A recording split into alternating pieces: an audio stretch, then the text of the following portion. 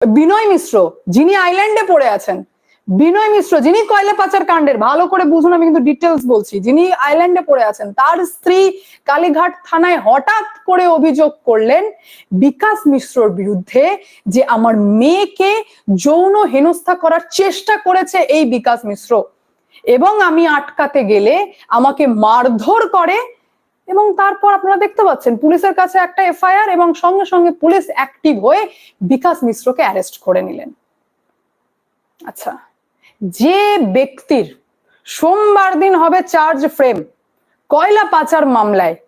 যে ব্যক্তি জানে যে আজ হয়তো আমার শেষ রাত, আমি কালকে থেকে জেলে থাকতে হবে বা জেলের ভাত খেতে হবে, সেই ব্যক্তির তার আগের দিন চিল মুডে থাকবে, তাই তো চিল করবে না, আনন্দ ফুর্তি। ফার্স্ট, সেকেন্ড হচ্ছে বাড়ির লোকের সাথে ভাইজি হবে তো, আরে আমি গেলাম না, আমি কে ভাই?